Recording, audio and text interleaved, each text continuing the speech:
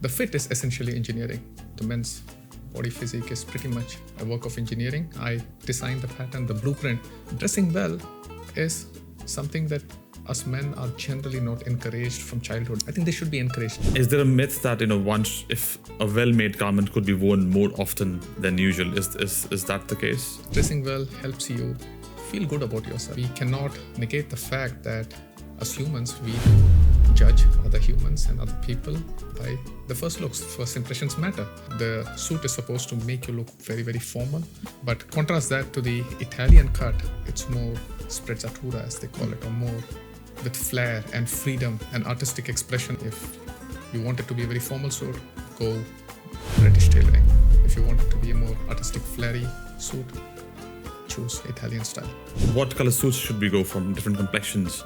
Skin complexions? Yeah. I think men worry about skin complexion too much. More important to worry about is... Before we get started, please subscribe so that you never miss an episode of our cutting-edge contemporary conversations. Thank you. Welcome, Sam. How are you? I'm very good. Thank you very much. Thank you for your time today. I have a variety of guests in these conversations, but you are a special one in terms of the kind of skill sets you bring to the table and kind of conversations we are about to have today. Could you, before we go further into and dive into specifics, could you share a brief background of yours and what you're doing these days? Beautiful. First of all, thank you very much for inviting me. Pleasure. I've seen your YouTube channel, wonderful guest, and I'm honored to be here. My name is Sriram. People in Perth and Australia, they know me as Sam. So I have a business called Perfect Attire, a bespoke tailoring house. Started this in Singapore about 11 years ago in 2014. And now I've expanded this to Perth as well. So we are located at 172 St. George's Terrace. We have a boutique there. And what we do is offer gentlemen bespoke tailored suits, shirts, trousers, and other men's apparel. Yeah. Could you talk more on the idea of, I understand your background is you're an engineer. Yes. So how does an engineer becomes a tailor? Yeah. I think many gentlemen possibly don't know about this, but there are three components to a well-made garment, bespoke garment as to say. There is the cloth, there is the construction, and then there is the fit. And the fit is essentially engineering. Yes, there's a little bit of art involved, but our human physique or the men's body physique is pretty much a work of engineering. And depending on the physique shape and the body shape, one has to perfect the fit in order to get the right amount of ease, allowance, functionality, as well as aesthetics. And me being an engineer, I think my brain works in engineering terms. So I control, or I have an intricate interest in pattern making, which is the engineering part. So once I measure you or any gentleman, I design the pattern, the blueprint, using which the cloth is cut. And then I fit the person, I alter the patterns, I revise them, and then I perfect the fit. And with each iteration, the fit improves. And that is what Bespoke is all about. From an engineering part of it, as in how do you, because the learning curve, how was the learning curve for you? Because, most of the tailors, they will go through a training institute or a fashion designing of some sorts, and they work. But how's your journey looks like? Yeah.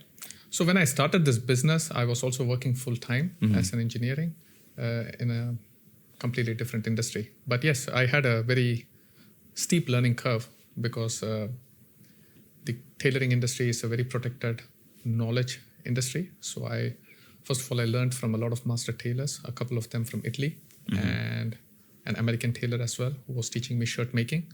And the Italian tailors taught me trouser making and then jacket cutting as well. But as you know, the traditional bespoke industry works with paper patterns and cloth directly. That means all the engineering or the blueprint happens directly on the cloth or on paper.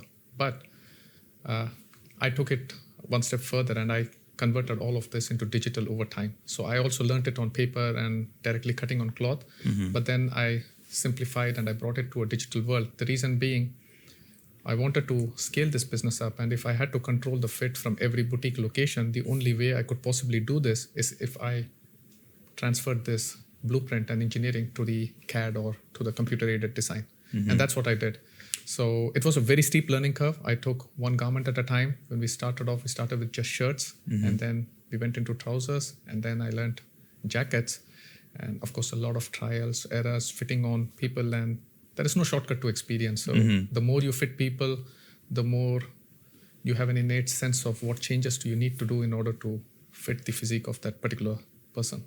For a young person who's on the journey to buying his first suit, what do you think should be thought of before, coming onto that journey of, getting onto garments? Well, when we say young people, let's take two different occasions that they might need this for. One could be if a gentleman needs it for more formal occasions, let's say interviews, business or conferences, etc. Then the first thing that you need to take into account is the cloth and the fit. So invest in a good high quality cloth because that is what is going to give the appearance of the entire suit. That is one.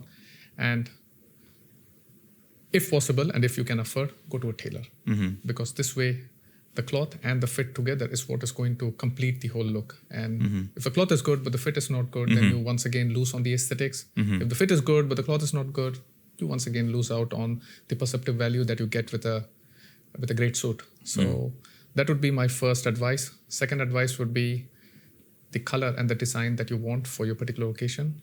I would always suggest that start with a dark or midnight navy or a dark charcoal gray as one of your foundational suits, and then build up your wardrobe after you get these foundational pieces in. And how do you see, as a maturing gentleman, when you have, few navies, few grays, and if you want to start refining your wardrobe, what are the things should be in mind when you are refining your wardrobe and then elevating and bringing a bit more singularity or linearity in the dressing style you have?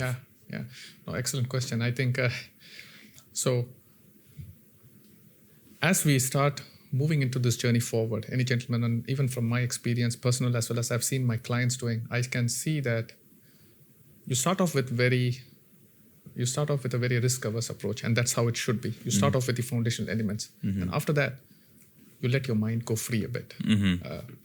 When a client first walks in, it's always they're looking for a navy suit or a gray suit. They want to play it safe. They want to make sure they don't make any big mistake on their first suit, and that's how it should be. And I do not push any client to buy something that wouldn't, because at the end of the day, the suit that you have in your wardrobe, you have to be comfortable picking it out and wearing it. The worst thing is if you look at the suit and think, oh, I can't pull this off. So you start with the foundational elements, and then I think everyone has their unique taste. And which is why, for example, if you come into my boutique, you might have seen that there are a lot of variety of sport coats in different patterns, textures, colors as well. And I think innately you'll be able to figure out that this is something I like. And as you move forward in your journey, you have to accept your intuition, your inhibitions, and then go for it. And then, of course, we are here to help you design something that will fit your lifestyle as well. But yeah, go into colors, textures, flannels, patterns such as the window pane or even the stripes that you're wearing. These are great additions to wardrobe, and from single-breasted, definitely move on to double-breasted as well, because having a couple of them in your collection is just going to elevate that look so much more.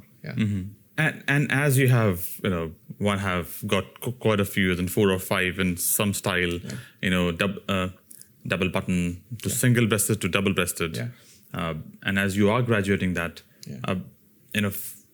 it's seen as a bigger financial investment to keep on expanding and expanding. How do you challenge that idea that it's a big financial investment, and why one should invest money and time towards getting more bespoke suits in the wardrobe?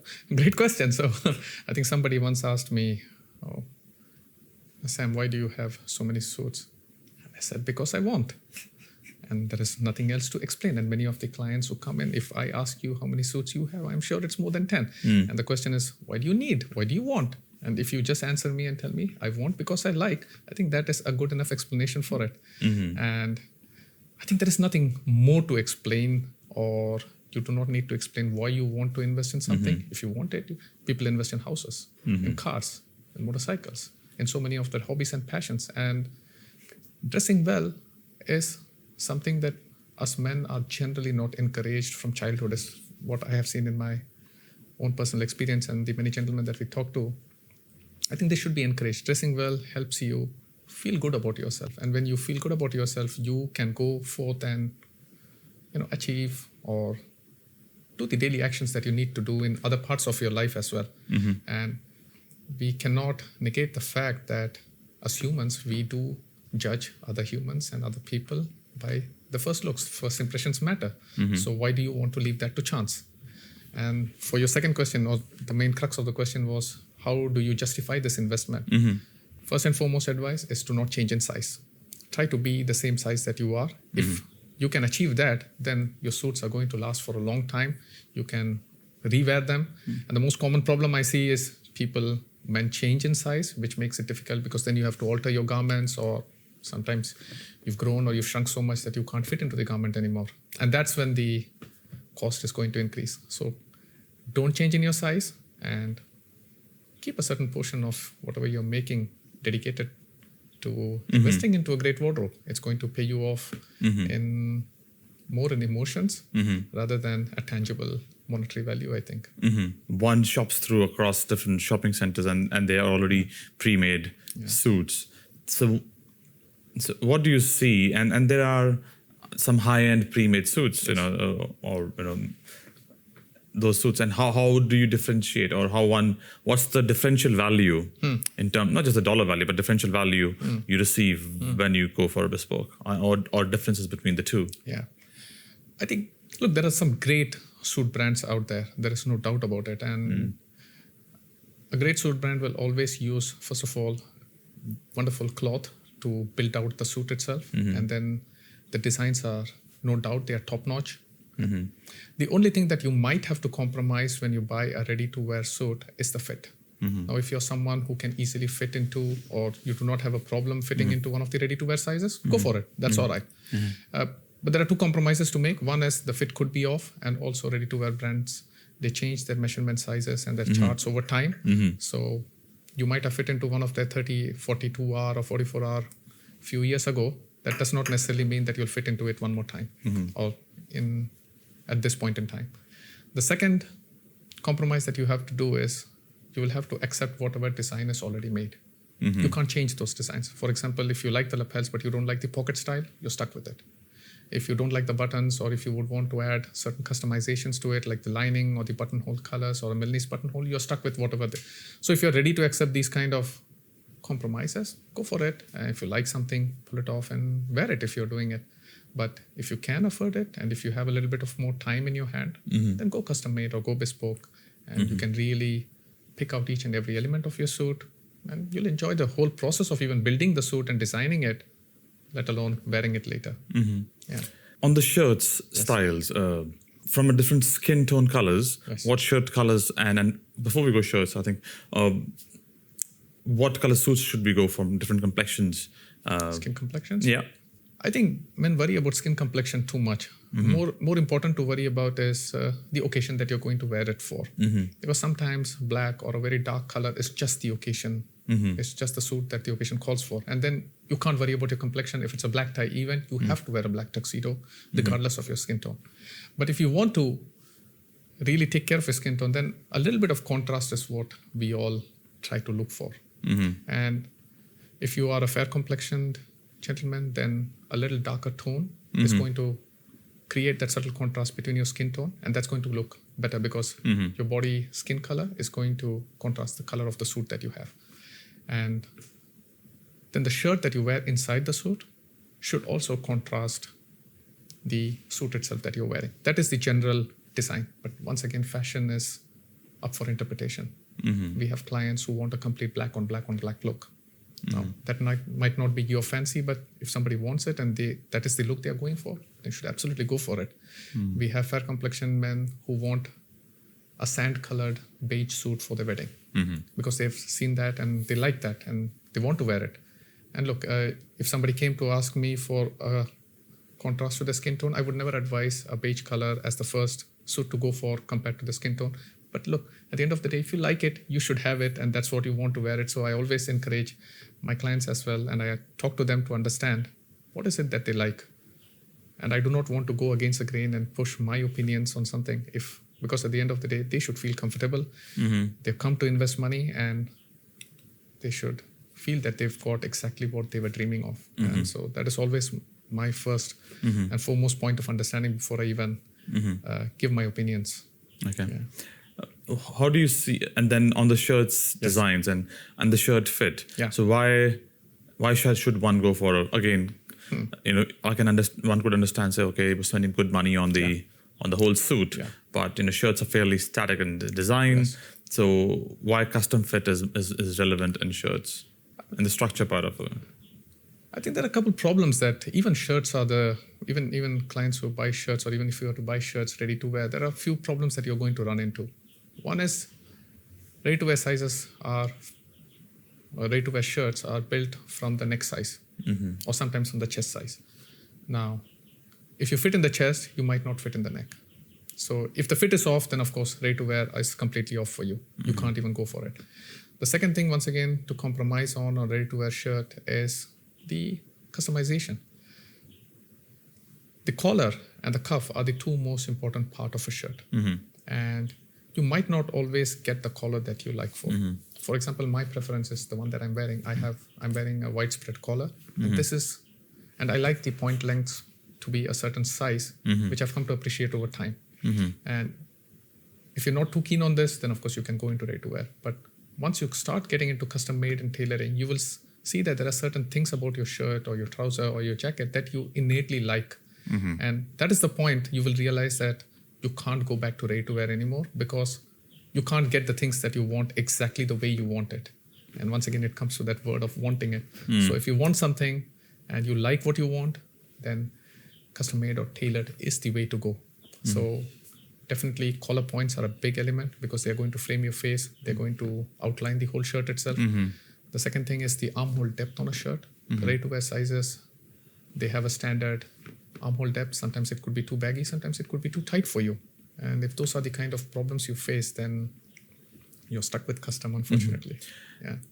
And what kind of collars one should think of? Collar styles, pointy, wide ones, depending on your face structures. Yeah. Is it a wide face structure versus slim face structure or a taller face structure? Yeah. If you have a wide face, or if you're a gentleman who is slightly large, then what I would recommend is that the collars should come closer together. They should be a little bit more pointy, so they streamline the face of your neck towards your body. If you are someone who is slim and lean, then in that case, I would recommend go for a wider spread collar because that's going to widen out the neck and it's going to proportionate it a bit more. The second thing to consider is whether you're going to wear a tie or not. So for example, with the widespread collar that I'm wearing, as you can see, I'm wearing a very slim tie knot and you can see the tie going into the collar spreads. Now that is a look which is a bit more modern and fashionable, but might not be appropriate if you're in the kind of industry or niche which requires you to be very formal. So in that kind of case, then I would recommend that you go for a classic collar where the points come a little bit closer. And so that is how collars should be chosen. Once again, I have a very specific client who likes old school type of shirts and he always likes to wear spear collars like Edward Sexton used to wear. And that's his style. So if you like something, you have to go for it once again. But if you don't know or you're just starting off in your journey, start with a classic spread, experiment with a couple of wide spreads and then see which one you like. As a young man or a gentleman, when you are picking up the styles of suits you want to buy, there are two kind of styles people talk about or think about. Yes. One is an English and one is an Italian style. I want you to talk more and explain the subtle differences of these two. I think, the English cut and the Italian cut are quite significantly apart in how they are designed. So it's a good question to answer. The English cut comes from a history of more formality and tradition. So what you would generally find on an English suit is, if we talk about the jacket first, then the suit jacket is going to be more constructed. It's going to be very well defined. So the structure that is added to the cloth itself, it's more stiffer. The canvas is more stiffer. The shoulder lines are very pronounced and another interesting thing that you'll see is that the roping on the shoulder, where the sleeve is attached to the shoulder, you'll see a very pronounced roping. And that adds once again to the rigidity of the suit, because from an English tradition standpoint or the formality, the suit is supposed to make you look very, very formal. So you want the suit is constructed in a very stiff and rigid way so as to increase the formality of the garment. But contrast that to the Italian cut, it's more sprezzatura, as they call it, or more with flair and freedom and artistic expression is how the Italians design their suit.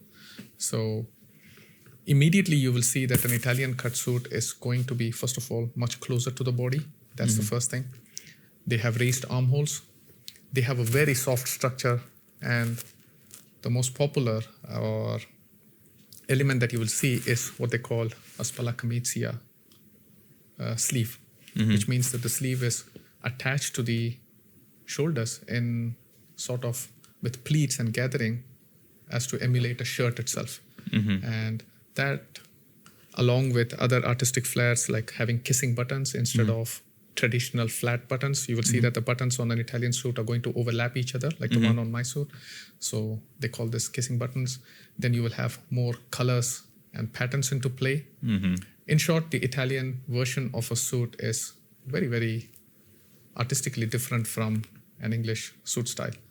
And if you are going to select something for your wardrobe, you have to be very clear on what is the kind of style that you would like. If you want it to be a very formal suit, go British tailoring. If you want it to be a more artistic, flary suit, choose Italian style. And if somebody has to land in between, we can marry the two. We can marry the two. And that's where bespoke tailoring comes in. Because generally a brand, which is an Italian brand, is possibly going to build out their kind of styles, whereas British tailoring brands are going to build out their styles. And if you want to marry the two, then you will have to be very clear on the kind of construction that you would want, the kind of occasion that you're going to wear it for, and then, of course, have a clear idea of what is the kind of stiffness, roping, and the kind of design details that you want to play. But definitely there are opportunities to marry the two as well. I want to wear more of tweeds. And the tweed cloth is a bit thicker. Yes. And an Australian weather is a bit more warmer. Yes. It's not very suited for thick winter-based clothing. How do we bring in those patterns? How might we create the tweed look? Are there garments, or are there materials, clothing materials available with that similar look, and to suit Australian weather? Great question. Tweed is inherently for the colder climates, like you just said, and they are also much heavier in weight, typically over 400 grams in weight, which makes it fantastic to wear if you're in colder weather. But as you said, Australian weather is not very cold. And if you want to recreate the tweed, I have seen that Holland & Sherry, the brand from England, they have a specific book that they've created now, which is a low-weight tweed. And so that is one option where you get the textures of tweed, but in a lower weight. So that could be suitable if you want to build out a tweed jacket.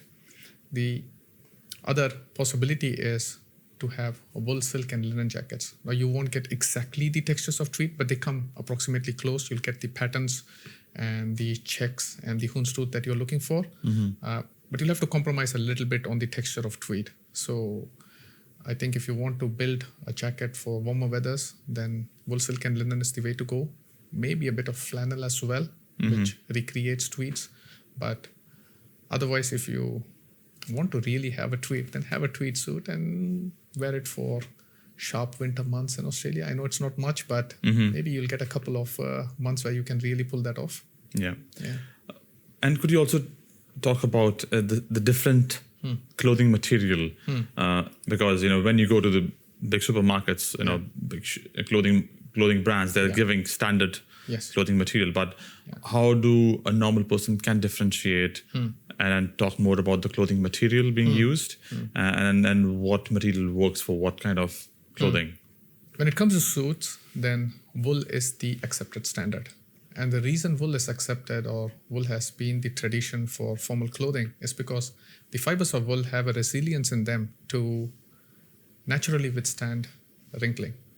And contrary to popular notion, wool is actually more temperature regulating than other fibers, than synthetic fibers. So wool will regulate your temperature if you're wearing it for warmer weathers, and then if similarly you wear it for cold, it retains more heat. So that is why wool is the accepted standard for making suits. Now, wool again comes in various qualities, as to say, and that specifically is based out of the fibers that is pulled out of the sheep's hair. So as you know, Australian merino wool is the gold standard, and the quality of wool is appreciated in numbers. So you have super numbers like 100s, 110s, 120s. And what this denotes is the higher the number, the finer the yarns of the fibers are, and the more fibers are being used to create 1 meter of fabric, and the cloth itself is going to be more silkier to touch and more finer to touch as the wool count increases. So that is the first thing that a gentleman should keep in mind. What is the wool count that they are looking for? The higher the number, yes, the finer the touch, but durability is also affected a little bit. So I would say when you're starting off to build your wardrobe, stick to super 120s, 130s. These are excellent fibers or fabrics to have for your suit. Let's say the second cloth that is very popular is linen. Now this is more like a beachy, casual kind of vibe. You get that wrinkles with linen, which makes out for the complete casual look of it. But once again, you can't wear it for formal events. So there is this blends coming out, which is mixed with wool and silk and linen. And that is a cloth that is being used for making sport jackets as well. So these are typically the cloths that you would find. Of course, there are many sub-varieties. You have cottons, you have corduroys, you have gabardines, and those can also be made into suits as well. Can you talk more also on the dinner jackets? Okay. So, how are they different from normal suit styles, and what kind of material do you use for dinner jackets or more formal occasions? I think dinner jackets are unique. You do not have too many style options with dinner jackets, but you can definitely artistically play around well. What is important is how formal is the dinner event itself. If it's a very formal black tie event, then the gold standard is to have a black tuxedo. And tuxedos are generally done with a single button version. You will have a black satin button, and you're going to have the lapels or the facings also made with satin. A very traditional tuxedo is going to have a shawl lapel. The modern version of it is with having a peak lapel as well. Once again with satin, you're going to have satin pockets on the chest and also jetted pockets on the side, which is also faced with satin. The less formal dinner jacket can be a white or an ivory white dinner jacket. Now you could have it self-faced with a shawl lapel, or you could even have it with the white satin as well. Now apart from these two, the next variety, or if you want to casual it down a little bit more, or if it's a more fun kind of night, then velvet is your go-to.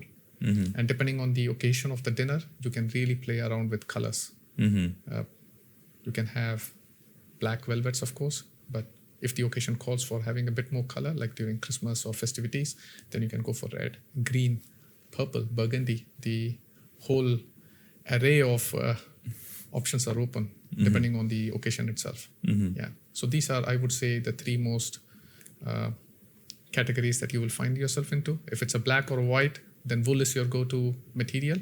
If it's a more entertaining kind of event, then velvets. These are made out of cotton with the velvet facing, and that's your go-to material. And many of the gentlemen who are want to wear suits on a regular basis, and if they say, okay, I'm going for an expensive garment being done for me, and if I don't wear it that often, I'll keep maintain it well. So is there a myth that if a well-made garment could be worn more often than usual? Is that the case? Well, it's not a myth. This really depends on how often and what kind of an occasion do you wear it for. But generally, gentlemen who wear suits are using it for either travel or business and conferences. If that is the case, you can definitely wear your suit quite a bit. The jackets are more durable because they have structure and canvassing in it. So trousers are more prone to wear and tear because you're going to sit, stand, and you're going to use it more often, and there is not much structure on the trousers itself. So one good option is to have an additional pair of trousers made with your suit. This way you add the longevity of the suit itself. And the second way to maintain your suits is keep them in a bag, in a wardrobe when you're not using them. Occasionally, I would say once a month, steam them in a very low heat setting so as to take care of the fibers. The fibers are going to get moist and they're going to retain the shape. Then ever so often send it for dry cleaning, but you do not have to do it as often as people usually think. Wool is by nature antibacterial, and if you steam this once a month, you're good to go. But if you've worn it on multiple occasions and you think that you worn it to events where now the wool is going to odor a bit, then send it for dry cleaning and keep it back, keep it safe, keep it in your wardrobe. And this way you can take care of your suit and you can really extend the life of your suit itself. And also don't change in size. Well, that is an advice I always give. Try to keep your size. Then even suits that are 15 years old will fit you and they will last. And I have a few of those. Excellent. Excellent. A few of those. On an idea of the variance of, again, the only flair you can bring a bit more with a formal setting or, for a business you're wearing suits with bit of ties and bit of color in the ties. Yes. So what's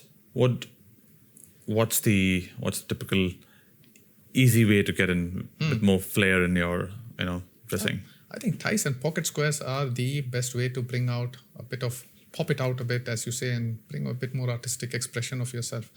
Now, one cannot have enough ties. So I'm sure you have quite a big tie collection, but and that is the way it should be. So you build out the shirt as the canvas, and the jacket is to give you that complete aesthetic look. And then the ties is where you bring out the pop effect. So once again, taste, solid ties. Keep a few solid colored ties with you, maybe with subtle patterns such as houndstooth or even polka dots. Then go for small geometric patterns and go for neutral bases to start off with or dark colors, and then add on to the varieties as you go forward. Really, the eye this is somewhere where you have to catch your eye. And always remember that the tie is going to fall on the canvas, which is the shirt. And try to match a tie which is going to contrast or pop out of the shirt and maybe blend into the suit or even stand out from the suit also. So those are the two ways you can create contrast with your ties. And then on the pocket squares, so how do you mix and match or match completely the pocket square and ties? So the easy way to do this is match the tie to the pocket square. That's the easy way to do it, but it's not really a rule that needs to be necessarily followed. I think pocket squares can have a different color than your ties itself. They can sometimes match your shirt. If you're in doubt, always have a white pocket square with you. So this way you do not have to think about what you're wearing if you're in doubt. If not, paisleys, subtle geometric patterns once again, contrasting to the color of the tie, are going to add flair to the complete outfit itself. Now once again, as I say, you have to remember the occasion that you're wearing it for. You do not want to go to a very formal business conference or some kind of formal meeting, and you don't want to flare it out with the pocket squares. So keep the occasion in mind and remember that when in doubt, wear white. Second rule, the pocket square and the tie do not have to necessarily match. They can be quite different from each other, and go for colors that you like, because this is where you add colors in. Lovely. Can you also talk about the variety of shoes and then shoes colors and then style of shoes one should have in their wardrobe? I think first and foremost, shoes that anybody should have, a gentleman should have in their wardrobe, are proper Oxford dress shoes. Now they can be cap-toed Oxford or they can be completely whole-cut Oxford as well. Black, absolute must in your wardrobe. A dark brown should be your next choice to keep. And after you move away from laced dress shoes like Oxfords, have a couple of loafers, maybe tassel loafers or even a penny loafer. These are going to be, these can be in leather or suede. The idea of having a loafer is that you can wear this to casual outfits or sometimes even to business casual. When you wear loafers, you can wear them with full dress socks or even your low-cut socks, and depending on whether it's a casual or a formal event, pair that up with socks like that. Then I would also recommend to have a pair of white sneakers. I know they're a bit casual, but I personally also like sneakers, and wearing them with chinos or linen trousers can be or even with jeans, can be a look that can be pulled off. So if you were to ask me, the basic shoes that I would recommend to have is a black and a brown Oxford. Next would be a loafer, and then a pair of sneakers. And from there, add on your double monk straps, your derbies, your Brove Oxfords, and expand your collection as you go. Lovely. And what do you think about or the variety of cufflinks one should play with? And how does cufflinks play a role in elevating your suit I think or your look? cufflinks are like watches. So a man does not have many occasions to wear jewelry. And having a French cuff shirt and the opportunity to wear cufflinks are once again where you will be able to stand apart from any other gentleman who's just wearing a button cuff shirt. So formal suits, I would always encourage a gentleman to wear a cuff-linked shirt, especially if it's a white shirt, then have a French cuff shirt with cufflinks on it. Now, when it comes to selecting a cufflink, I would recommend that either have a silver or a gold as a background as your first pair of cufflinks and with a certain color to it. So black with a gold outline to it, or silver with a with a black with a silver outline to it. These are your primary go-to. And from there, cufflinks come in various sizes, shapes, and even designs. Now, what I have seen in my experience is that circular cufflinks are a very versatile option to have, followed by rectangles. And then only if you are someone who's a fan of slightly larger jewelry, go for your square cufflinks. So my recommendation would be start off with circle and rectangle because they are more sleek and aesthetic. But if you fancy a square cufflink, then go for it. And then from there, play on with any designs that you want.